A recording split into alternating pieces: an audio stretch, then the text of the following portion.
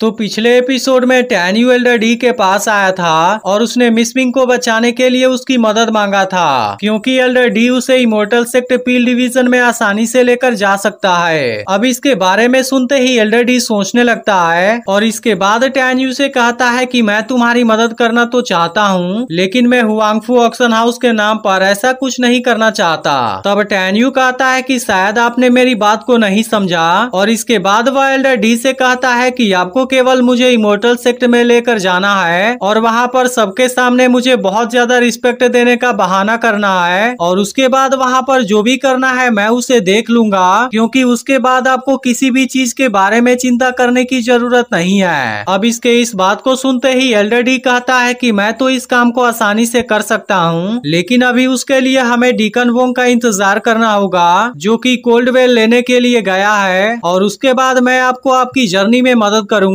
इसके बाद वह टैन्यू से बताता है कि आपने जो 11 टूल मेकिंग मटेरियल्स को खोजने के लिए बोला था, मैंने उसे खोज लिया है, लेकिन क्या आप उसे अभी लेना चाहते हैं या फिर मिस विंग को बचाने के बाद में उसे लेंगे? तब इस पर टैन्यू कहता है कि मिस विंग को पहले बचाना बहुत ही जरूरी है, जिसके बाद एल्डर डी उसके इस बात को मान जाता है। इसके बाद टैन्यू एल्डर डी से कहता है कि मैं मिस विंग को बचाने के बाद 11 टूल मेकिंग मटेरियल्स को ले लूंगा, और उसके बाद जितने भी पेंडिंग ट्रांजैक्शन है मैं उनको कंप्लीट कर दूंगा, लेकिन इसके अलावा मैं तुम्हें मेडिसिन का फॉर्मूला भी दूंगा। तब इस पर एल्डर डी कहता है कि मैं इसके लिए बिल्कुल भी तैयार हूँ। वहीं दूसरी ओर एल्डर पेंग एल्डर बेन के साथ में होता है और वह एल्डर बेन को थैंक यू बोलता है, क्योंकि उसकी वजह से उसके फादर ने उसके बेटे को अपना पर्सनल स्टूडेंट बना लिया है। इसलिए इस बात की खुशी में एल्डर पेंग एल्डर बेन के साथ में ड्रिंक भी करता है। इसके बाद एल्डर बेन एल्डर पेंग से कहता है कि तुमने टैन्यू को मारा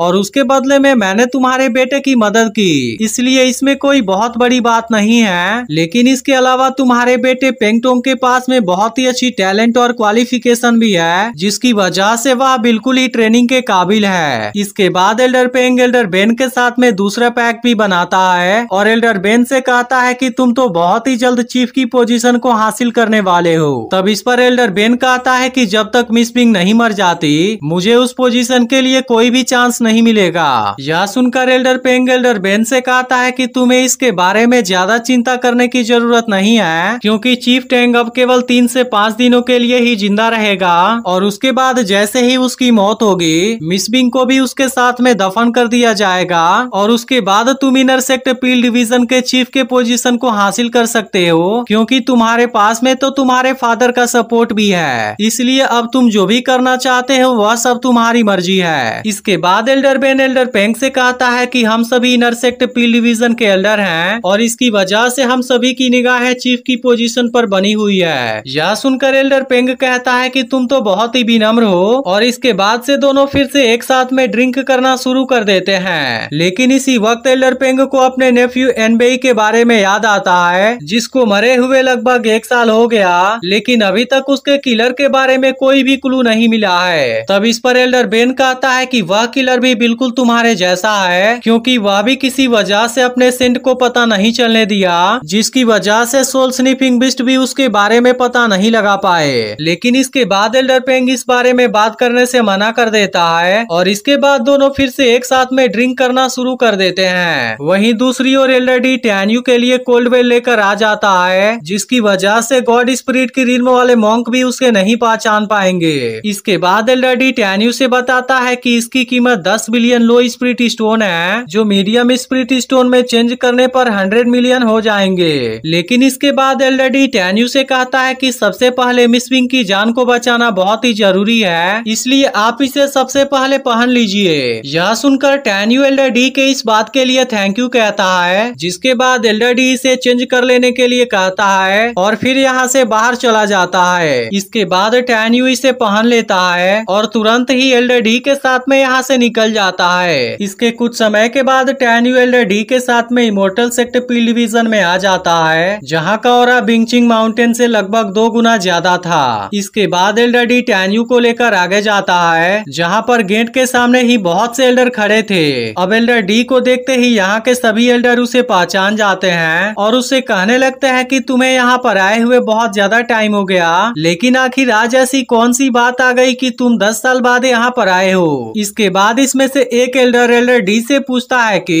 इन दिनों तुम इनर सेक्ट के हुआंगफू ऑक्शन हाउस में क्या कर रहे हो। इसके बाद इसमें से दूसरा एल्डर कहने लगता है कि मुझे तो 50 साल पुरानी बात याद आ रही है, क्योंकि मैं भी उस वक्त इनर सेक्ट का एल्डर था और उस दिन बहुत सारा ड्रिंक भी किया था। इसके बाद एल्डर डी इन सभी से बताता है कि मैं आज यहाँ पर चीफ टैंक को देखने के लिए आया हुआ हूँ, लेकिन मुझे नहीं पता कि आज इमोर्टल सेक्ट पील डिवीजन को कौन से एल्डर कंट्रोल कर रहे हैं। इसके बाद इसमें से एक एल्डर डी से कहता है कि चीफ बहुत बुरी तरह से बीमार हैं, जबकि सेकेंड एल्डर को एग्जीक्यूट कर दिया गया है और थर्ड एल्डर उस पापी मिस विंग की गार्डिंग कर रहे हैं, इसलिए आज यहाँ के जितने भी मैटर हैं वह सब मेरे कंट्रोल में हैं। और इसके बाद वह एल्डर अपना नाम जू वुयून बताता है। अब इसके बारे में पता चलते ही टैन्यू इसके ऊपर बहुत ज्यादा गुस्सा हो जाता है और कहता है कि मैं इसे बहुत ही जल्द मारूंगा। अब एल्डर डी समझ जाता है कि जू वुयून यहाँ का फोर्थ एल्डर है और इसके बाद वह उसे रिस्पेक्ट देता है। लेकिन इसके बाद टैन्यू सोचने लगता है कि यह आदमी बिल्कुल तो एल्डर बेन के फादर के जैसा दिखता है और अगर ऐसी बात है तो यह आदमी भी अच्छा नहीं होगा। इसके बाद एल्डर डी टैन्यू को सबके सामने एल्डर कहता है और इसके बाद उससे कहता है कि आपको जो भी बात करनी है आप फोर्थ एल्डर से बात कर सकते हैं। अब इस बात की वजह से यहाँ के सभी एल्डर हैरान हो जाते हैं और उनको इस बात के ऊपर यकीन नहीं होता कि एल्डर डी किसी और को एल्डर बोल सकता है, जिसकी वजह से ये लोग समझ जाते हैं कि यह कोई ऑर्डिनरी आदमी नहीं है। इसके बाद टैन्यू फोर्थ एल्डर से कहता है कि मिस विंग मेरी स्टूडेंट है और इसलिए मैं चाहता हूँ कि तुम तुरंत उसे मेरे सामने लेकर आ जाओ। अब इसके इस बात को सुनकर फोर्थ एल्डर भी घबरा गया होता है और वह टैन्यू से कहता है कि मेरे दोस्त क्या मैं तुम्हारा नाम जान सकता हूँ। लेकिन इस पर टैन्यू कहता है कि तुम केवल गॉड स्पिरिट रिल्म के एक एल्डर हो और इसके बाद भी मुझे अपना दोस्त कहने की तुम्हारी औकात है। और इसके बाद वह कहता है कहीं तुम अंधे तो नहीं हो गए हो। अब इसके इस बात को सुनते ही फोर्थ एल्डर की हालत और ज्यादा खराब हो जाती है, जिसके बाद टैन्यू कहता है क्या मुझे दोबारा कहना पड़ेगा। यह देख एल्डर डी टैन्यू को तुरंत ही शांत कराने लगता है, जिसके बाद फोर्थ एल्डर को भी समझ में नहीं आता कि आखिर यह आदमी है कौन। इसके बाद फोर्थ एल्डर टैन्यू से बहुत ही विनम्र होकर बात करने लगता है और उससे कहता है कि मिस विंग ने जो क्राइम किया था उसकी वजह से इमोर्टल सेक्ट पील डिवीजन के एल्डर ने उसे वह सजा दी है, जिसकी वजह से उसे आजाद करने का मेरे पास में कोई अधिकार नहीं है। तब इस पर टैन्यू कहता है कि वह बेस्ट क्वालिटी वाला सोल रिकवरिंग पील मैंने बनाया था, इसलिए अगर तुम लोगों के पास में हिम्मत है तो तुम मुझे ले चलो। अब इस बात की वजह से यहाँ के सभी एल्डर बहुत ही ज्यादा परेशान हो जाते हैं और उनको अब समझ में नहीं आ रहा था कि उनको क्या करना चाहिए। यह देख टैन्यू इसके बारे में भूल जाने के लिए कहता है और कहता है कि मैं तुम सभी को परेशान नहीं करना चाहता। जिसके बाद फोर्थ एल्डर टैन्यू की दया के लिए उसे थैंक यू भी कहता है। इसके बाद टैन्यू इनसे टेम्पल का दरवाजा ओपन करने के लिए कहता है, क्योंकि वह खुद ही चीफ टैंक को हील करना चाहता है और इसलिए अब जो भी बात करनी है चीफ टैंक के होश में आने के बाद वो लोग बात करेंगे। यह सुनकर फोर्थ एल्डर टैन्यू से कहता है कि होली सेक्ट पील डिवीजन के सेकेंड एल्डर ने भी उनका इलाज करने का कोशिश किया था, लेकिन उसकी वजह से उनकी कंडीशन और भी ज्यादा सीरियस हो गई। तब टैन्यू कहता है कि अभी तो केवल हेवनली सोल और सेंट्रल स्पिरिट ही डैमेज हुआ है, लेकिन अगर उनके अंदर आखिरी सांस भी बची होगी उसके बाद भी मैं उनको पूरी तरह से हील कर सकता हूँ। इसके अलावा मेरी नजरों में होली सेक्ट पील डिवीजन का सेकेंड एल्डर एक नकली डॉक्टर से ज्यादा कुछ नहीं है, क्योंकि उसके पास में जितने भी मेडिसिन स्किल मौजूद हैं वह सब किसी भी काम के नहीं हैं। अब टैन्यू के इस बात को सुनते ही यहाँ के सभी एल्डर हैरान हो जाते हैं। इसके बाद टैन्यू इनसे दरवाजा ओपन करने के लिए कहता है, जिसके बाद फोर्थ एल्डर टैन्यू से कहता है कि आप अपने गुस्से को शांत कीजिए, क्योंकि चीफ टैंक फर्स्ट फ्लोर पर हैं और मैं खुद आपको वहाँ पर ले चलूंगा। इसके बाद टैन्यू फोर्थ एल्डर के साथ में यहाँ से जाता है और यह एपिसोड यहीं पर एंड हो जाता है। लेकिन अगर आपने इसके पिछले एपिसोड को मिस कर दिया हो तो लेफ्ट वाली वीडियो जरूर देख लेना और इस वीडियो को लाइक करने के बाद चैनल को सब्सक्राइब करके नोटिफिकेशन को ऑल पर सेट कर देना।